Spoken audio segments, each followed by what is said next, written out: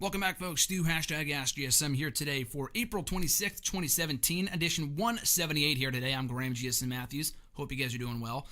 We got some bit of bad news and good news. Obviously, the bad news is that you're listening to this now. It's a bit up later than usual.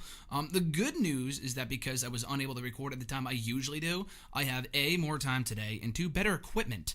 That's up for debate, I guess. I usually use my Yeti microphone from my dorm room, but my roommate didn't have class, and that's usually when I record it, whatever. So I'm actually in the radio room, the same place where we record Wrestle Rant Radio every Thursday. Check it out on nextairwrestling.net. So hopefully you like the technology I'm using today to record the show. But that being said, before we get into the questions, if you want to send in a question, you can tweet me on the Twitter machine at WrestleRant with #AskGSM. Find me on Facebook at facebook.com/Graham.GSM.Matthews. Leave a comment on the post I usually put up on Tuesday nights, if not on the wall itself.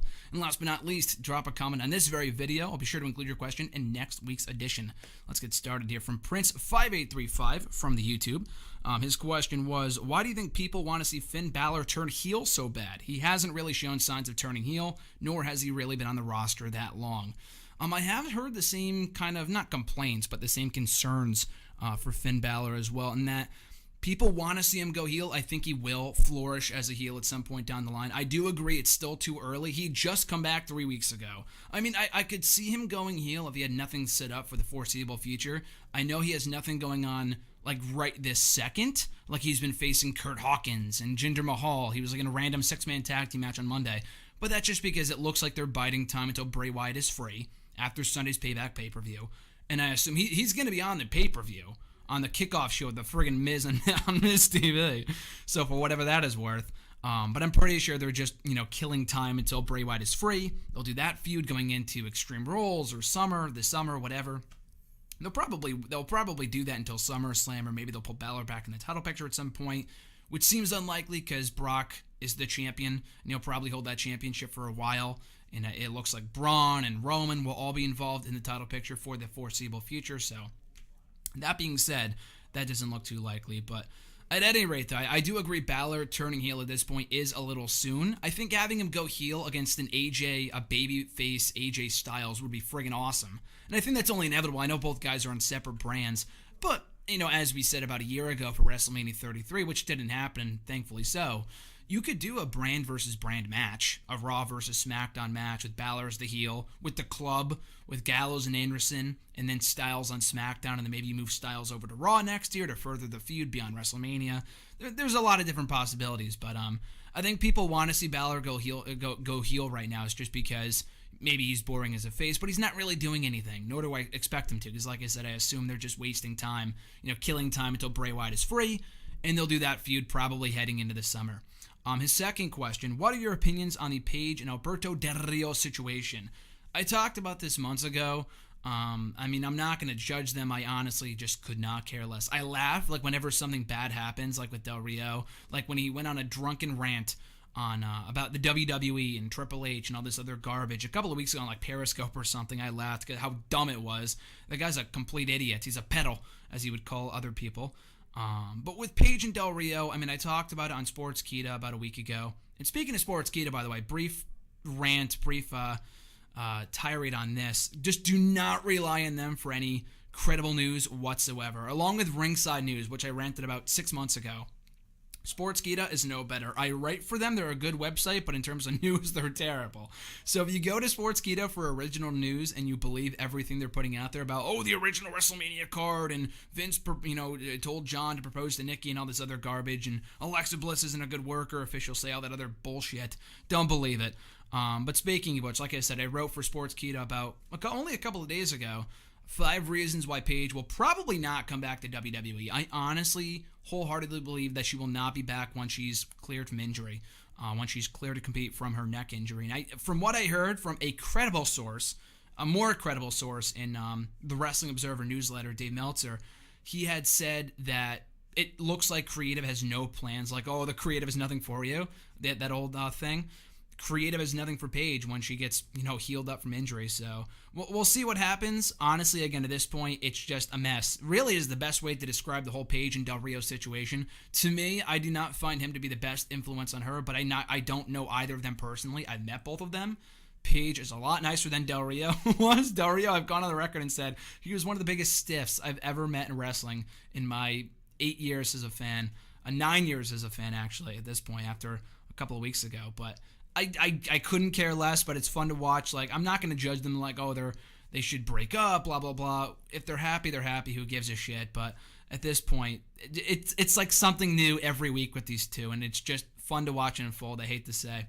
His third question, build your dream Total Divas cast. I thought this was an interesting question, so I make no bones about it. I do watch the show. I've watched since episode 1. I'm watching tonight as I record this on Wednesday on E! You know, I gotta say, though, the show has been trash in the past, but season 6 has been really good. The first half I thought was strong. The second half so far has been really good, really compelling, engaging stuff. Yes, a lot of the storylines are faked. I mean, reality TV, what else is new? But like just the general chemistry. They have a lot of people on the show now, but like the whole Paige situation and even Marie, like her getting suspended and Maurice being back and Renee Young, and we get to see more of her, and then Dean Ambrose as a result. It's cool. So I like the show so far for season 6. By far the best season they've ever had of the show. But anyway, my dream Total Divas cast, like, I don't want to say, like, oh, get Sasha on there and Alexa Bliss and Charlotte and Bayley, because it's like they don't really fit the nature of the show. But then again, we all said the same thing about Paige, and she's been on there for like 4 friggin' seasons. So I guess that's right. That's kind of an invalid point. I like the cast they have now, to be quite honest with you. I think it's a good platform for the Bellas. I'm not a huge Bellas fan, but I think it's the perfect show for them. They're the centerpiece anyway, so you can't really have Total Divas without the Bella Twins. Again, the cast they have now, I'm completely content with. They weeded out all the weak links I could not have given 2 shits about, like Alicia Fox, who cares? Rosa Mendez, who the hell could possibly care? She's gone from the company anyway.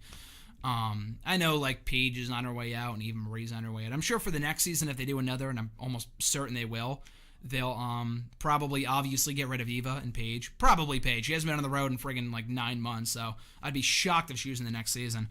But yeah, I mean, Renee Young is great. Lana, kind of annoying sometimes, but the whole dynamic with Rusev is awesome.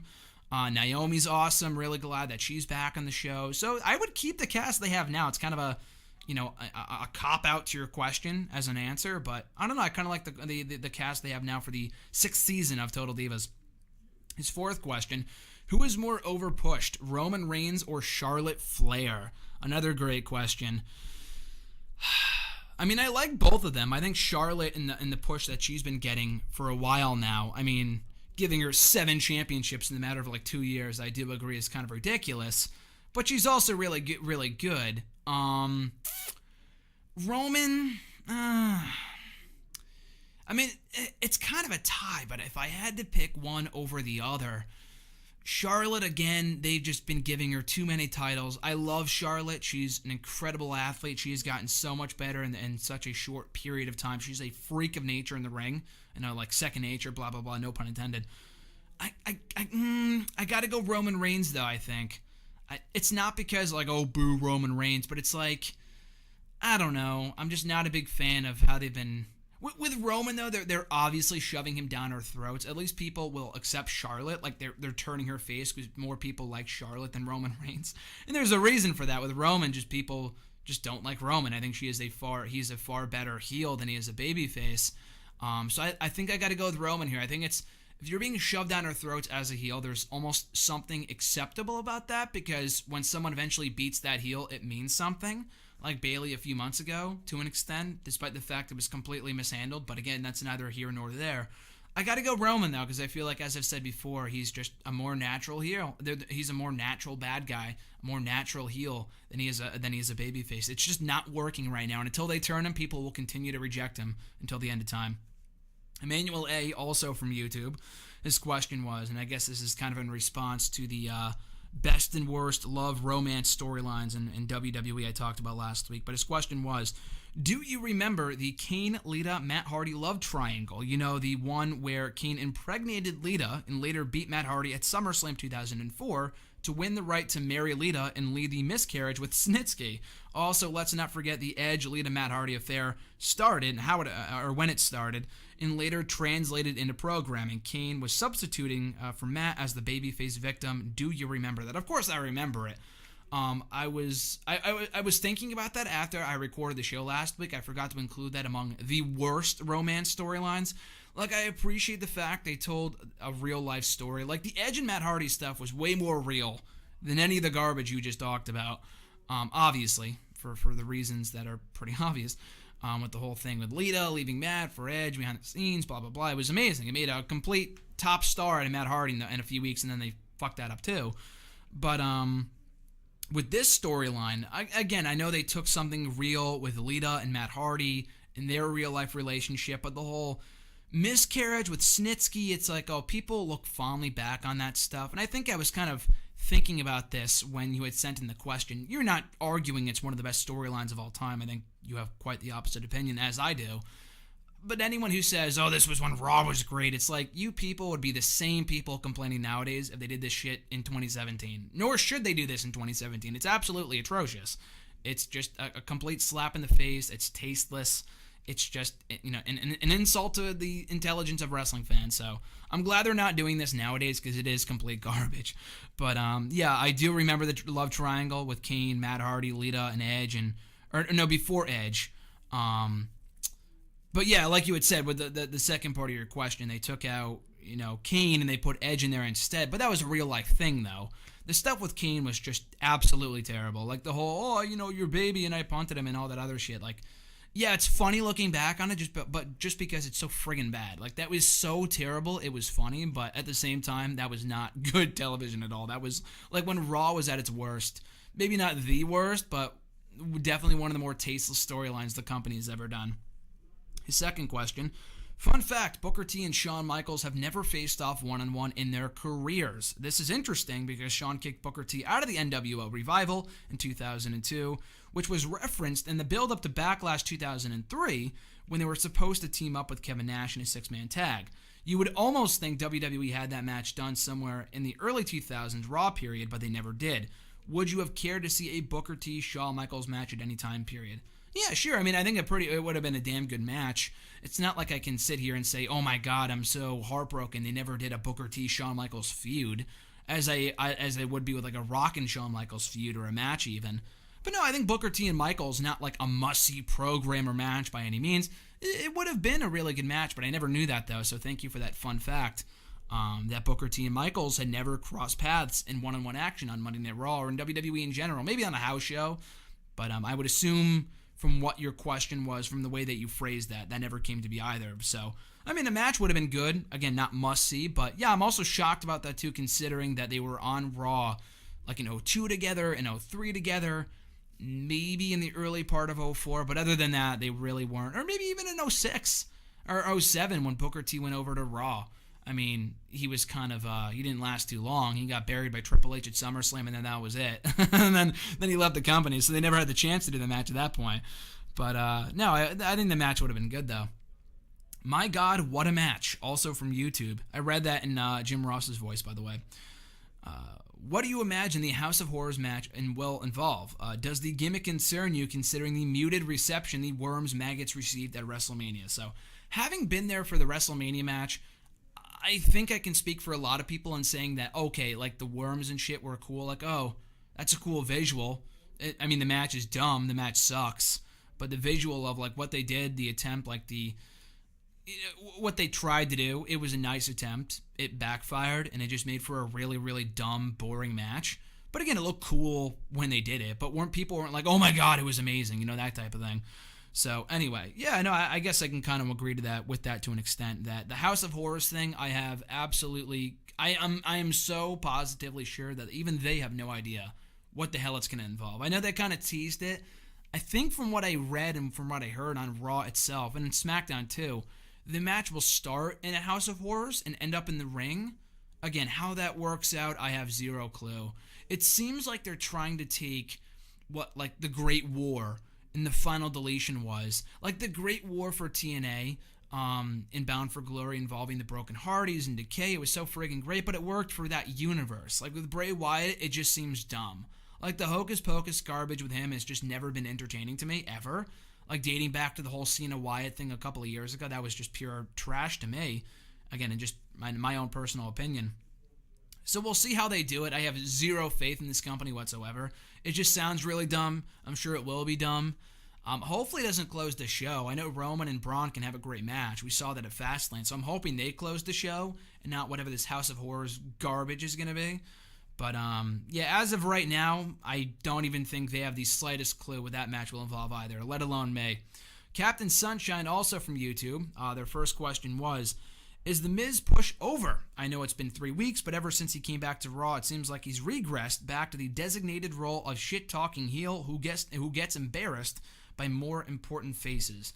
I would, not that his push is over, it's not like he's on main event or anything, but it is pretty ridiculous, the fact that they moved him over to Raw in the first place. I talked about it, a week ago, 2 weeks ago. I'm not happy with the fact that Miz is on Raw. I said that in an article for Hidden Remote. It's still on the website if you want to check it out. Go to Next Day Wrestling Down. It's up there at the bottom of the page. But yeah, Miz going to Raw, just not a big fan at all. I thought he was such a perfect fit for SmackDown. Him going to Raw, there was just a way bigger chance of him getting lost in the shuffle and not getting his just due. Like on SmackDown, didn't even seem like he was building momentum from week to week, month to month. And it seemed like it was only a matter of time before he got a shot at the WWE Championship. Like, that could be Miz right now in Jinder's spot, but it's friggin' Jinder Mahal instead, which I have my own thoughts on. I talked about it last week. It's not relevant right now. With the Miz stuff, it's only been 3 weeks, like you said, but I have zero interest in another 2.0 revival, reincarnation, whatever, of an Ambrose-Miz feud. Like, it was good over on SmackDown, but I don't really want to see it again. Like, been there, done that. It's not like we saw it, 2 years ago, a year ago. We literally just saw it 2 months ago. Like, that's ridiculous. I don't know if they don't think that we don't watch SmackDown or something. Do they assume that we don't watch both shows? I'm not exactly sure, but so far it's been a bust. I feel like I really wish he would just go back over to SmackDown. He's not a good fit on Raw whatsoever. Their second question, are Kalisto's promos the new Sin Cara matches? They have that dreadful yet intriguing anticipation of how bad it's going to be this time. For example, did you notice Kalisto telling Kurt Angle, I am no garbage? Yeah, Kalisto, he's a mess on Twitter. He's a mess on Raw and the promos. Kalisto's a great talent, but they need to have him not talk. His promos are atrocious. They were terrible a year ago. Even before the Good Luchas thing, which I watched back recently, it's so terrible. It's funny. He's fucking up his words and he's stumbling over his words, as we all do. I do it all the time. If you guys listen to the show, obviously. I did it earlier. I do it all the time. But with Kalisto, the fact he freaked out and then he was like, shit, damn it. And he was so mad at himself as he jumped off, from the camera angle. It was so funny. You don't ordinarily see that on Raw or any WWE show. So I thought it was just so, it was just so great when they did it. But anyway, yeah, Kalisto's promos have always been garbage. A year ago, it got very little build-up. But in the lead-up to his match with Ryback at WrestleMania, he was cutting, really generic promos, old Rey Mysterio promos, but, 10 times worse. Rey Mysterio was never the greatest talker. I'm sorry. RJ, I know you love Ray. He's not a good talker. Kalisto's promos, me saying that, but the promos were 10 times worse. They were absolutely atrocious. And they still are, if, taking that line into consideration for Monday, when he was talking to Angle, Kalisto, that is. So, yeah, the new Kalisto promos are the old Sid Vicious, the Scott Steiner promos. They're just completely a total train wreck, but you just can't wait to find out what he's going to say next. So I love it. Taha K, he sent this in from Facebook a week ago, so I apologize to Taha to not, if that's how you pronounce it. If I mispronounced it, I apologize.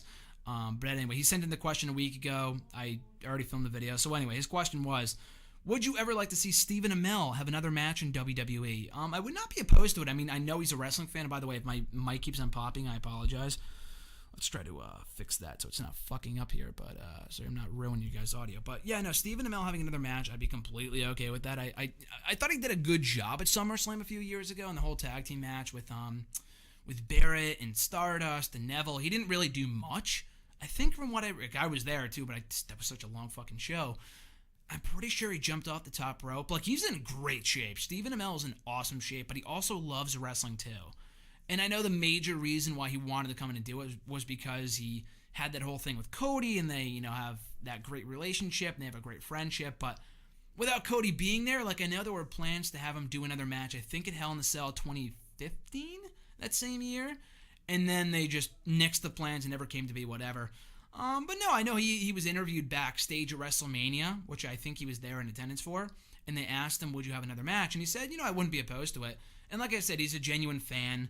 It's not like when they were bringing in guest hosts a couple years ago and they had no semblance of knowledge about the business at all, even in the slightest. And it was embarrassing. It was a complete waste of time. We didn't care. They didn't care. Who the hell could possibly care? But Amell, though, he's a pretty diehard fan from what I know. So him coming back for another match, I think it would be pretty cool. Next question, Andrew G from Facebook as well. What were the best and worst choices made from the recent brand Superstar Shakeup? So I talked about this about a week ago, but like I said earlier, worst, Miz going to Raw. It didn't need to happen. Wyatt even going to Raw. At this point, I like Wyatt. I thought it was great when he won the belt a couple of months ago, but I'm really finding it hard for myself to care about, the fact, I don't know, it's just the whole Orton feud has been terrible. He's saying the same shit every single week, and none of it ever makes any sense, and he never wins when it matters most. And the only reason why he won the championship was because Orton was going to beat him for it at WrestleMania. So again, it's hard to care about Bray Wyatt nowadays. Even before that whole atrocious feud, the whole thing with Wyatt and him losing every week was no better than it was, a couple of years before that. But anyway, worst and best. Like I said, worst, Miz on Raw. SmackDown, I think Sammy going to SmackDown, I said a week ago here on the show, Sammy going to SmackDown was among the best. KO on SmackDown I like. He didn't need to move, but I guess if Rollins and Reigns were staying on Raw, he needed to move. And Ambrose, too, because he's already feuded with all three Shield members. And we've seen those matches a million times, so it's probably for the best that he moved to SmackDown.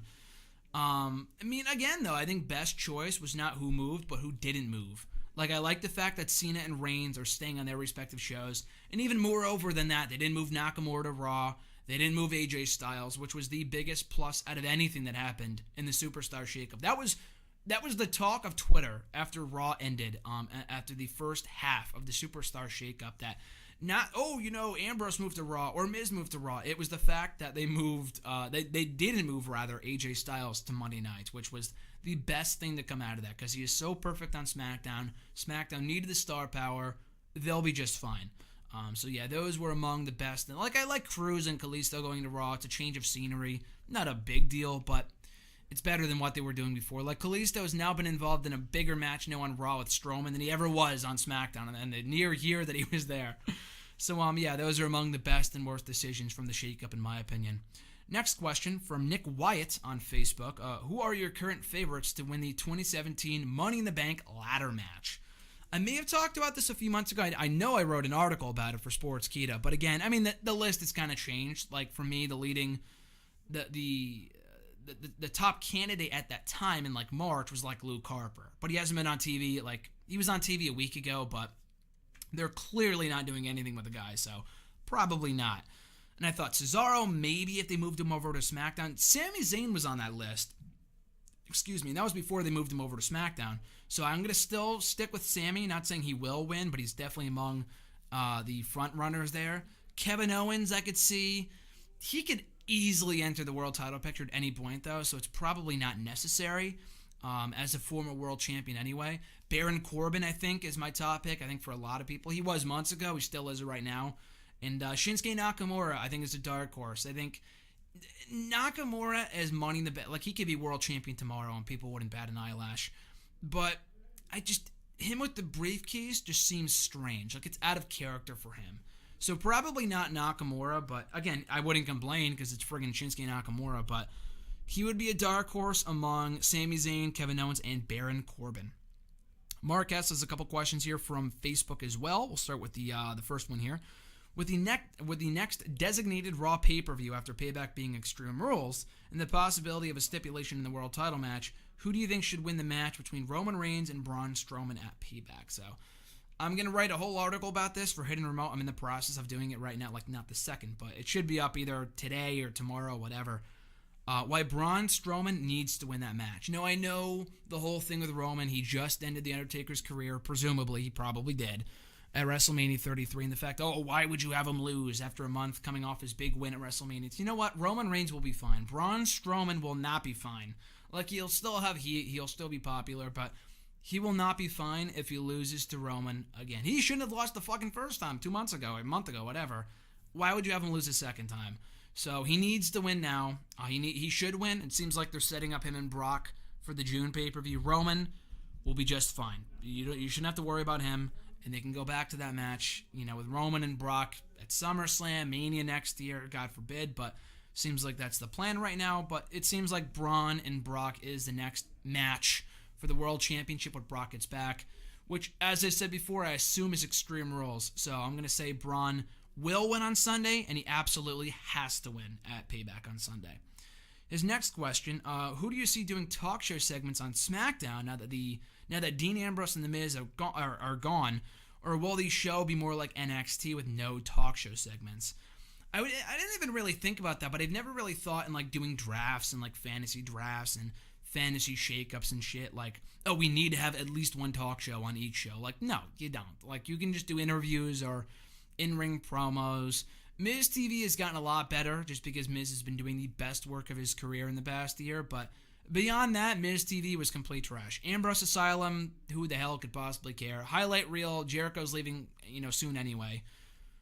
So that's really about it. They don't really have many talk shows regardless, and I'm glad they don't. I mean, it was great when they had Piper's Pit and, the Carlito's Cabana and stuff like that, like the Cutting Edge with Edge. But even beyond that, like beyond those few, the highlight reel obviously, beyond those few like iconic talk show segments, there has not been one out there like, oh my God, I can't wait for an episode of Miz TV. I can't wait for an episode of the Ambrose Asylum. Like, no one cares. Like, everyone wants to see wrestling, not talking. So it's not a big deal.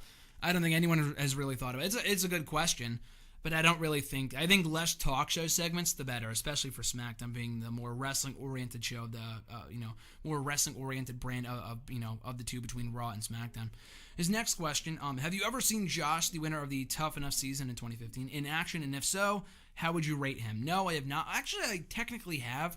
The only time I saw Josh wrestling was when, I think it was on the Tough Enough season finale, when they put him in the ring. No, ZZ was put in the ring with Cesaro, and I think Josh was too. And then the women faced Sarah Lee and Mandy Rose. They had faced Alicia Fox, which was a complete train wreck, because Fox sucks anyway. Sarah Lee was atrocious. Glad she's gone. ZZ, thank God he got fired. He was absolutely atrocious too. But, Josh, he was not that much better. The weird thing is that the guy won the show. And that's not really weird. It's happened before. But he won the show, and he's already been fired. I guess he got a concussion, so he's been out of action for like 6 months now, 6 to 8 months, and they just let him go. Again, who cares? It's further proof that Tough Enough is complete garbage. Like, I love the 2011 season, but they hired friggin' Andy Levine, who was already under contract with the company anyway. He won. The guy fucked up. He got suspended, and then they fired him. He had zero reason to be in the ring anyway. The runner-up, who was Luke Robinson, great guy, interviewed him. The interview's here on the channel. They should have hired him anyway, regardless win, lose, or draw. They hired ZZ anyway, despite the fact he came in second for Tough Enough 2015, but again, whatever. So yeah, no, I never saw the guy in action other than that one brief bout on the Tough Enough finale with Cesaro. He was not an in-ring natural at all. He came over from football, which doesn't mean that he's going to be bad. I mean, look at Roman, look at Goldberg, look at Baron Corbin, all these other guys that did not come from wrestling, originally, and then they became great. So it's not like, oh, if you come from wrestling, like Mojo Rawley's a work in progress, but just because you come from wrestling, or from football rather, doesn't mean that you're going to be terrible in wrestling. But it didn't really seem like the guy gave too much of a shit to be there. The whole thing with his daughter on Breaking Ground was cool. Like, you got to know more about Josh on Breaking Ground, which aired on the network, which was a great show, by the way. I reviewed the entire season for WWE Network and Chill last summer. You got to know a lot more about him on that show than you did on Tough Enough. But I can't say I'm shocked that he got fired. I know there was that whole incident over a year. I thought he'd be fired a year ago after the whole incident with the social outcasts, and he called them jobbers, all this other shit. Like, I thought he'd be canned then, but it was really only a matter of time. Next question, could you see potential in Tamina and Lana in SmackDown's women's division? And Tamina's been here for 7 years. If she wasn't good before, she's never going to be good. The only reason she's here is because she's the daughter of Jimmy Superfly Snuka. There, I said it, and it's not really a bold statement. I think a lot of other people believe the same thing. She's not good, though. She fucking sucks. She's never been good as a character in the ring. I mean, the whole thing with Team Bad, I thought was fine. Her as the bodyguard, like the heavy for AJ Lee was fine. But on her own, She is as interesting as fucking earwax. Like, she does nothing for me whatsoever. I'd rather watch grass grow than watch Tamina in a singles match on SmackDown. Lana, we've seen only one match from her on TV, and that was at WrestleMania. And even then, she didn't really do much because it was a 10-woman tag team match. The dancing gimmick looks like it's going to be so bad it might be good. Like, I watched that video of her dancing at the live events like 5 times. Her dancing skills are pretty bad. But it's like, it's so bad that I want to see more of it. So she might have some potential, maybe not in the ring, but as a character. I don't agree with her splitting up from Rusev on TV. They're kind of a money act, but if they want to add more fresh faces to the SmackDown Women's Division, then more power to them, I guess. But with Tamina, again, who the hell could fucking possibly care? At this point, she's damaged goods. If they weren't going to push her 5 years ago and she wasn't good then, she's not going to be good now. Next question from him: if there was a stipulation set for the tag team titles at Extreme Rules, who would you prefer to see in that match? Should the Hardy Boys or Cesaro and Sheamus win at Payback? I just kind of paraphrased the question. I thought that's what you meant by the question, so that's how I'm going to answer it. It seems like I would not be shocked if they had Cesaro and Sheamus win on Sunday, just because it seemed like that was the direction they might be going in with those two after they had kind of teased the heel turn, specifically from Sheamus, but maybe Cesaro too on Monday. I could see them cheating to win the belts like a la the New Day at Extreme Rules 2015, I think it was, and then winning the belts from the Hardys, and maybe after that the Hardy Boys become broken again. Things are about to get broken. Love that call from Mania 33. But yeah, no, I could see that. I could see the Hardy Boys retaining, and then Cesaro and Sheamus winning the belts at Payback. They've only been champions for a month, so I wouldn't be pissed if they dropped the title so soon if they had a story in place for Cesaro and Sheamus. If Cesaro and Sheamus win the belts back for no reason, and the Hardy Boys don't become broken, then at that point that I'd be like, okay, why'd you do that? But if they have a story in place and they're either turning Matt Hardy into the broken character, or they're turning Cesaro and Sheamus heel, or maybe even just Sheamus, or both, then I'm fine with it. But I think they should just do a rematch. The feud's only been, a few months long. They haven't been doing it for that long. Not a few months, a few weeks. They only started doing it the night after WrestleMania, or even really the week after. So it's too soon to wrap up the feud. I could see them doing a rematch at the Extreme Rules pay-per-view. Maybe, I know we just saw it at WrestleMania, but a ladder tag team match, maybe a tables tag team match would be pretty cool. I guess we'll have to wait and see. Next question, at Rusty Rages, moving into the Twitter questions now. His question was, do you think Shawn Michaels versus AJ Styles will ever happen? Absolutely not. Absolutely not. First of all, you got to check out the Table for 3 episode with AJ, Shawn, and Kevin Nash that aired this past week on the network. It's great. I have not yet reviewed it. I watched it yesterday on Tuesday. I won't talk about it next week on Network and Chill. I already reviewed the Ambrose podcast with Stone Cold Steve Austin. That's coming up on Monday. So I'll talk about it for the following week on May 8th, I think the date is. But anyway, so they talked about, the point I'm trying to make is that they talked about on the show, on the episode, the possibility of the two having a match. The mic keeps on fucking cracking. I apologize for that. But they talked about the possibility of having a match at WrestleMania. WWE approached him about it. Michaels, that was about doing the match at Mania. He said no, and that was the end of it. And if they didn't do it then, they never will. Like I said years ago, if Shawn Michaels would not come out of retirement to face his protege in Daniel Bryan at WrestleMania 30, then he's never going to come out of retirement. Nor really should he. I know the matches would be amazing with him and Bryan and him and AJ Styles. I get that. But he went off on such a perfect note. Plus, it's been 7 years. Like, I'm sure Shawn can go in there and have a great match, but I'm also pretty sure that he can come out of retirement and not have a good match, and people would be disappointed that not only A, did he not have a good match, but B, he broke his retirement stipulation, his retirement promise for a match that wasn't as good as people thought it would be. So I think it's better to leave that to the imagination. It's never going to happen, but you can play it out in the WWE video games, and that's all that matters. Next question of his, will Jim Cornette be inducted into the WWE Hall of Fame soon, within the next 2 to 3 years? I'm sure of it. The fact they brought him back for the Hall of Fame, I thought was awesome for the Rock and Roll Express. So if they did that for the Hall of Fame this year, I'm sure he will be inducted at some point. I thought if he was still on bad terms with the company, he's worthy. It's not a question of whether he's worthy. It's whether they would induct him. They would induct him. Because it's like, it's not whether you're worthy. It's usually, are you on Vince McMahon's, nice list this year and you haven't pissed him off. Like, that's why it took so many people so long to get in there. Like, look at Macho Man and Bob Backlund, Bruno Sammartino, The Ultimate Warrior, list goes on and on. But with Jim Cornette, I wouldn't be surprised if they did it, maybe next year. I think it might be a little too soon, just because, they just had him induct someone else this past year. But maybe the year after that, I could see him, he will be inducted at some point, as long as it doesn't fuck over his relationship with the company. But if he doesn't do that, then I think we could definitely see him in the Hall of Fame at some point, hopefully within the next couple of years.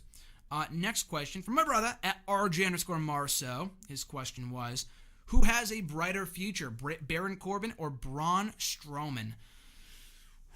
So I saw a report a couple of weeks ago, a credible report, not from Ringside News or Sportskeeda, I think from The Observer.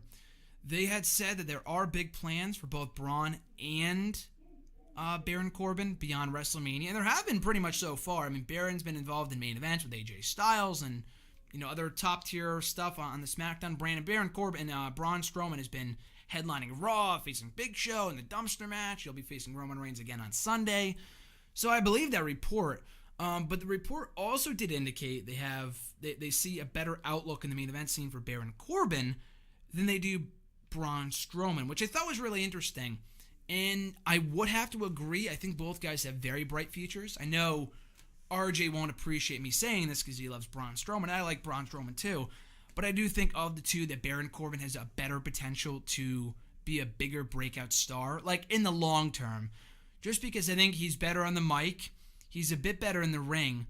And I don't know, I just feel like there's more combinations of matches you can do with Corbin as opposed to Strowman. Like, Strowman matches, not to say they'll get old. Like, he's had a lot of great matches so far with Roman, fucking Big Show of all people, and Sami Zayn even. But you can only work a certain style with him, I feel like. Whereas with Baron Corbin, he can play to the strengths of like AJ Styles or Sami Zayn or a bigger dude like Braun Strowman if they ever did that match, which I'm sure they will at some point. So yeah, I think of the two, it's really hard to say because I think both guys will have bright futures. But then again, though, I feel like with Braun Strowman, they can run into the same issue they had with, fucking Vladimir Kozlov, who was terrible. But, like, once you have the guy get beaten, then they're nothing. Like, he's already been beaten a few times now. Like, by Kalisto, he wasn't pinned, but he was pinned by Roman Reigns a few weeks ago, about a month ago, of course, at Fastlane. But it really takes only a few losses to ruin Braun Strowman. Whereas with Baron Corbin, he's been beaten by Randy Orton, he's been beaten by AJ, he's been beaten by, John Cena, but he's okay. Like, he can survive it because he's not as unstoppable as Braun. Like, it's a gift and a curse to have that unstoppable aura about you. Because once you get beaten, then it's either hit or miss. Like, the company either salvages you or they just forget about you, move on, and then you're nothing. You're a mid-card guy. With Baron, it's been a slow ascent. I mean, Braun Strowman to an extent too. But again, taking everything into consideration, from the promos to in-ring work to overall how they've been booked so far, I would say Baron has the brighter future of the two. But again, Braun has a very bright future as long as, like I said before, they don't screw up his push. Next question from Amanda450 Splash from Twitter. Their first question was, favorite WrestleMania opener on the main card, not including WrestleMania 33. So it would be Shane and AJ. I did mention this. I did answer this question a few weeks ago, and I forgot what the fuck I said.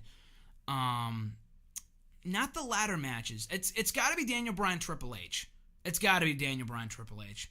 Like, I know I answered this question about like a month ago, and it would be Shane and AJ now. I thought that match was great. Definitely enjoyed that more than, if only ever so slightly, than Daniel Bryan and Triple H. But not including Shane and AJ, then I would have to say my favorite WrestleMania opener in terms of the match, because obviously that Mania kicked off with like Rock and Hogan and Stone Cold. Even that was an amazing opener promo-wise. It would have to be Daniel Bryan and Triple H from WrestleMania 30, not including Shane and AJ. Their next question, what is it like knowing that your first Mania was the first without the Fink, Howard Finkel? Yeah, I didn't notice that. I mean, I think I said something to Jason halfway through the show, like, wow, the Fink isn't on the show. He's been at every WrestleMania for the past 30 years, and he's not here. Usually they have him introduce the Hall of Famers. We haven't really heard too much from Fink. I know he's very active on Twitter, but we haven't seen him, like, even before, like, as of, like, a year or two ago. I know it was more so, like, the JBL and Cole show on YouTube, but he would make appearances from time to time on, like, their YouTube channel and .com exclusives, and he didn't look good even really then in terms of his weight. but maybe his health got worse. Like, we're not really sure. We haven't really heard too much about that in recent years. So maybe that's what it was. I think it was Solomonster at WrestleMania 32. He had said that he needed help getting out of the ring for that year. So maybe his health is in even worse shape than it was a year ago, which really sucks because I love the Fink. But that might have been why he wasn't brought in, or they just didn't bring him in. But I think it'd be silly if they were like, oh, we just don't need you, despite the fact he's been in every WrestleMania for the past 32 fucking years, every single WrestleMania up until this year. So hopefully it was a health issue, and it's not that they didn't have room for him or they wanted to move on from the Fink, because he's still one of, if not the best ring announcer in wrestling by far that's still alive. So, it was kind of surreal. Not like, oh my god, my first Mania sucked without the Fink, but it was a bit weird, to answer your question. Next question from also Amanda. Besides Shinsuke Nakamura, one person you want to see Owens feud with in WWE? Kevin Owens. Of the two, like what they're doing right now, him and AJ, I think is going to be great. Their past two matches on Raw and SmackDown, respectively, a year ago, I thought were fucking awesome. So I'm sure they'll have a kick-ass match at Backlash next month. Beyond AJ, him and Orton might be hit or miss. It might be very boring. It could also be very good. But what I do know is that it's a fresh feud. Like I said earlier, Owens has already feuded with John Cena. He's already feuded with Dean Ambrose, Seth Rollins, Roman Reigns, like pretty much Sami Zayn. When they rekindle that rivalry down the road over like a world championship, I'm looking forward to that. But in terms of a fresh feud for Kevin Owens, yeah, Shinsuke Nakamura, but you said besides Shinsuke, so AJ Styles, what they're doing right now, I'm really looking for. It's been so far so good, but I'm looking forward to seeing what kind of match they'll have in Chicago at Backlash next month for the United States Championship. Their next question, thoughts on Crazy Steve potentially going to NXT/WWE? That's a great question. I haven't publicly said this on like Twitter or anything since the news broke about a week or so ago, but I'm actually very happy about that. I thought it was really cool. Not that it was reported, but it isn't. It's not official yet.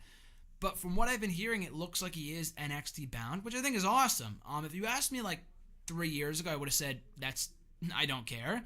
When he was a part of like the menagerie or whatever the hell that was supposed to be. But no, what they've been doing so far with what they did in TNA with him and Abyss and Rosemary as part of the Decay. Decay, I thought was great. Unfortunately, they're no more, from what it sounded like. Spoiler alert, I'm sorry, but if Crazy Steve is leaving, then the group is no more. But the guy is, in addition to being a very good worker, I thought he played the evil clown character very well. Like, when it was a babyface thing, he was over the top of, like, the whole goofy aspect of the character during the Menagerie days. It was annoying and it was a complete waste. But the evil clown character, he's, like, very much like a joke. He's more a Joker than Dean Ambrose is. Like, maybe Dean Ambrose was that pseudo-Joker a couple of years ago in The Shield, but, he's no Heath Ledger, but, Crazy Steve plays a great evil clown character. So I'm looking forward to seeing them bringing him in. I don't know if he would be a part of Sanity. That'd be a really good fit. But even if he was on his own, playing the same type of character he had in TNA, rather, in NXT, I wouldn't be opposed to that. So I'm looking forward to seeing him come in. Next question from @V4Volkner from Twitter. Do you think Apollo Crews and American Alpha should turn heel considering the lack of a reaction they've been getting? No. I would say yes, if just because they were better heels than baby faces, but I think both American Alpha and Apollo Crews are better off as faces. They just need to be booked better. Like, Apollo has done nothing. And even American Alpha, too, they lose a lot. And it's not like Sami Zayn, they're lovable losers. They should not be losing as much as they are. I know they won this week, but before that, they were on like a 2-month losing streak, even when they were champions, before they dropped the belts. So, no, they just need more characterization, give them more promo time. Like, there was this really funny 50-second clip of American Alpha before SmackDown last night that aired on .com on their YouTube channel of Chad Gable and Jason Jordan joking around and I beat John in college in under 5 seconds, and Chad Gable's like, well, I beat so-and-so at the college, the university of whatever, in 4 seconds, and they were like arguing back and forth, and then Chad Gable goes, well, I was in the Olympics, and Jason Jordan goes, oh, man, you didn't have to go there. And it was really funny. I laughed. So if we can get that same, I know they're better as like straightforward, non-goofy characters, but you need to recapture that same magic they had in NXT when they were doing the whole Reddy, Willing, and Gable, and they were doing funny skits. Like, that was the American Alpha that got people to love them in NXT. And we need that same backstory on the main roster because a lot of people who watch Raw and SmackDown do not watch NXT. So that's why there's a bit of a disconnect there now more than ever. But yeah, no, they shouldn't turn him heel. With Apollo Crews, same thing. He could be a good heel, but it's like he smiles way too much. He does not look like a heel. Maybe I would be proven wrong, but it's not they need to go heel. It's just they need better characterization. Like they're good baby faces, but they're way underdeveloped right now in terms of their characters. So hopefully they get more mic time and TV time on Raw and SmackDown respectively. His second question, who would be your female and male choice to commentate for the women's tournament this summer?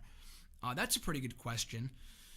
There's the only woman commentator I'm aware of is Renee Young, and she did some commentary work for NXT a couple of years ago, maybe I want to say like late 2013, early 2014, and she was decent. She wasn't great. She had more of like a gossip feel to her, but she was still pretty passable. I mean, Renee Young is awesome. She's very likable in whatever role they give her.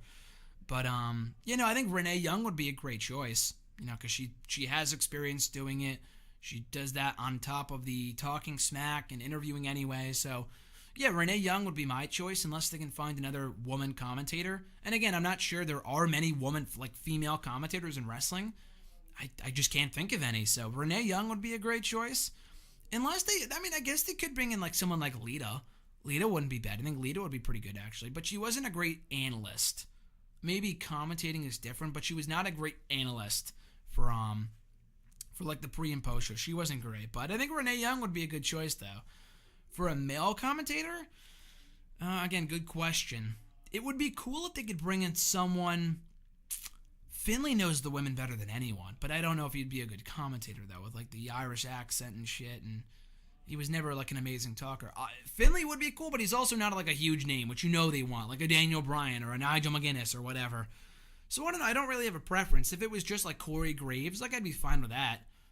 If they brought Daniel Bryan back, and I know he's doing the whole SmackDown GM thing right now, but if they brought in Daniel Bryan to do the women's tournament, I think he'd be a great advocate for the women.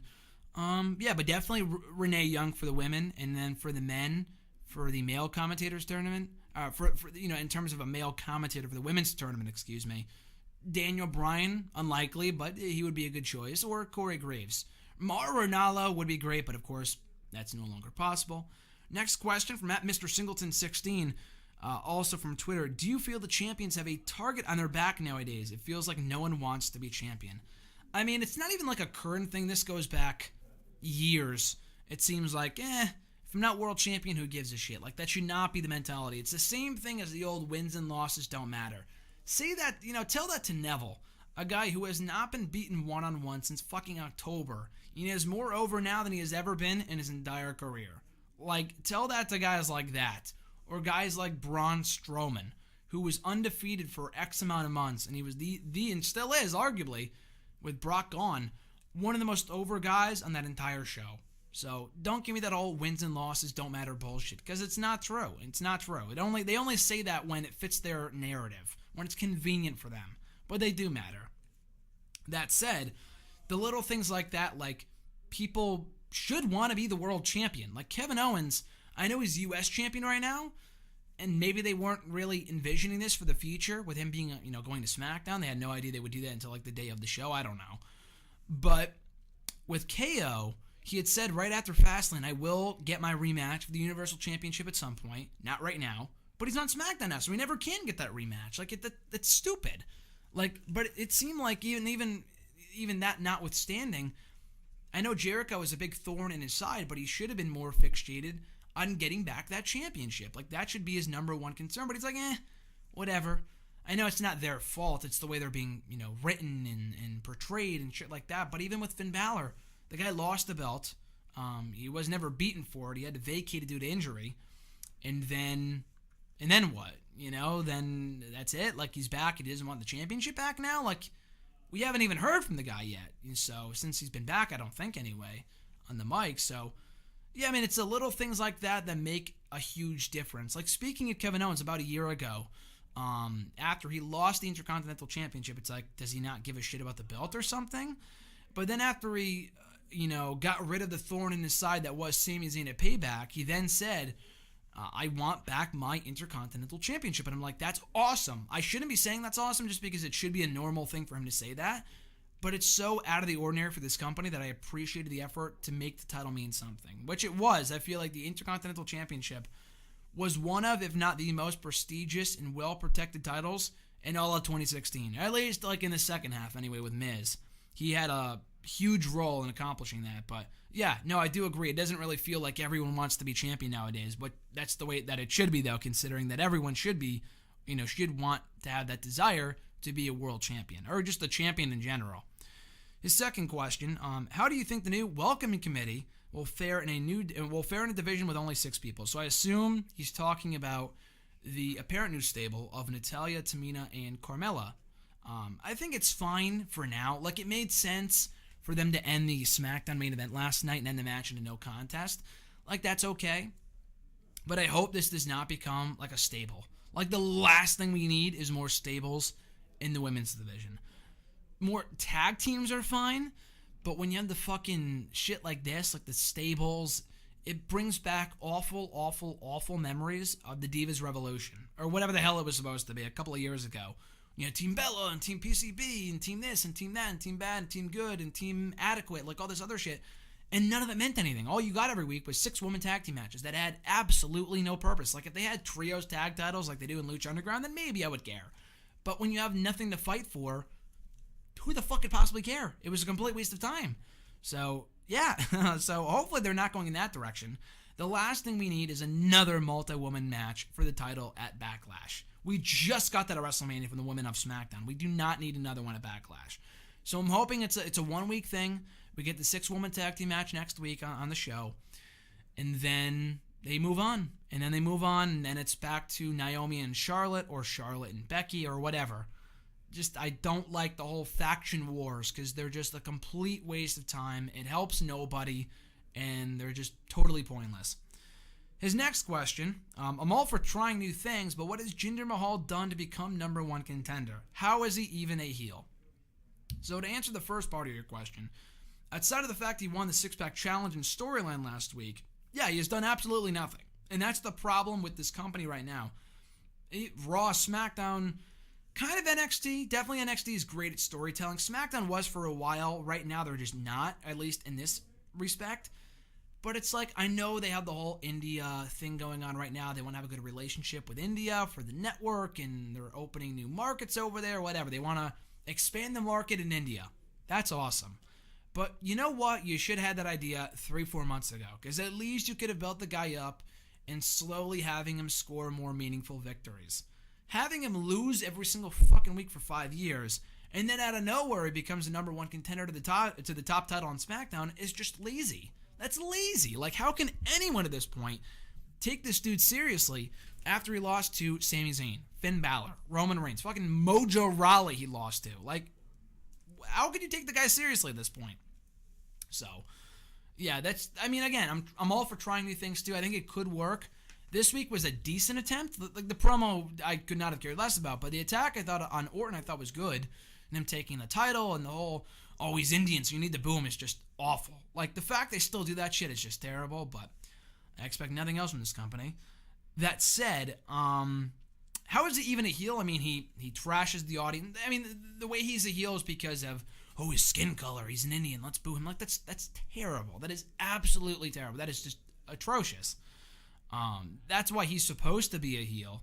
Other than that, he is attacking baby faces. He's just a scumbag. He looks like a heel. He's definitely not a baby face.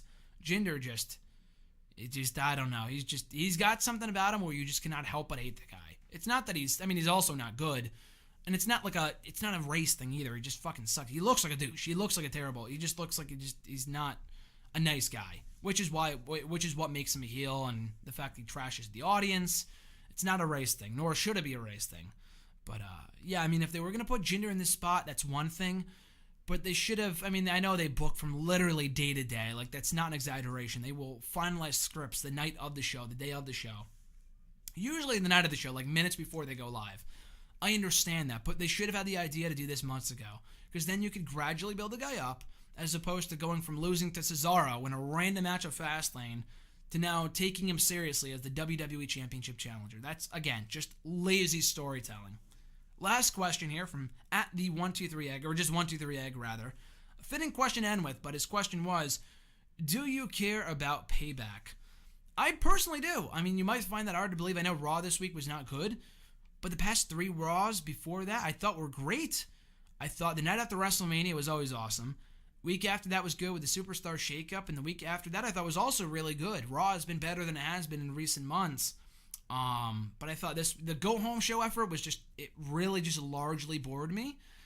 That said, I think the card on paper has a lot of potential. I'm actually really looking forward to the show. I mean, Roman and Braun, seen it before, but they have good chemistry, and the feud's been well done so far, which I didn't think it would be. I mean, we saw all their best stuff before WrestleMania, before Fastlane, but they've been doing a good job of rekindling this rivalry and making me care about it, so I'm looking forward to that.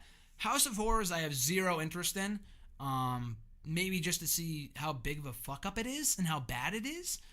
But beyond that, I don't really care. But they have Rollins and Joe, which should be good. Owens and Jericho, Bayley and Bliss, a fresh match. The tag title match, which is also fresh. Aries and Neville again, which should be great. So I do think the card has potential. I'm looking forward to it. So maybe I'm in the minority. I know I'm a mark, blah, blah, blah. But I think the show could be really good if done the right way. And I think they're in San Jose. I don't know whether that's a good wrestling city or not. I have no idea. But it looks like it could be a really, really good show on paper. And I hope it is. I hope they do deliver. Raw has yet to have, a great show. Fastlane was one of the worst pay-per-views I've seen in a long time, if not ever. Roadblock was very forgetful. Very, very forgettable. Hell in the Cell, I was there. That was not a good show. Clash of Champions, it was entertaining, but to an extent, overall, very flat show. So overall, Raw's shows, they're 0 for 4 right now with Clash of Champions, Hell in the Cell, Roadblock, and then Fastlane. That said, I think Payback is a way better card on paper than any of those other shows. So I'm hoping it delivers. I'm hoping this will be a great show. It certainly has the potential to be a great show. And I do care. I do care about the show, but if you don't, that's completely content. I'm not going to bitch you out for it because the Go Home show did not make me any more excited for the show coming up, but I was already excited to begin with. So it's hard to say that it moved the needle for me. But again, if booked properly, then this show could be really good on Sunday. Hopefully the best Raw pay-per-view to date. That being said, and also give SmackDown a run for their money too, because SmackDown has been blowing Raw out of the water with their pay-per-view. So hopefully Raw can come close to topping Backlash, if not being better overall. We'll see. So that does it, guys, for hashtag AskGSM here today for April 26th, 2017, episode 178. As always, I appreciate you checking the show, listening, watching, whatever, right here on the YouTubes. If you want to send in a question, tweet me on the Twitter machine at WrestleRant with the hashtag AskGSM. Find me on Facebook at facebook.com/graham.gsm.matthews. Leave a comment on the post I usually put up on Tuesday nights, if not the wall itself. And last, but certainly not least, drop a comment in the comment section down below with your question. I'll include it in next week's edition. So usually the deadline for questions is around 11 a.m. Of course, today I'm recording this a few hours later than I usually do, but just keep that in mind for the future. If you tweet me or send in a question on YouTube or Facebook beyond that point, I can't include it usually in that time frame in that week's video, but I will include it the following week. So yeah, that about does it, guys. So enjoy Payback on Sunday. Again, I think it could be a really good show. Enjoy NXT tonight and whatever else is going on. Impact tomorrow. Just kidding. I'm just kidding. Impact's been doing better. Impact's been doing all right. So anyway, guys, enjoy the rest of your week. Have an awesome weekend. Enjoy Payback on Sunday. I'm Graham GSM Matthews, and I'll catch your ass down the road.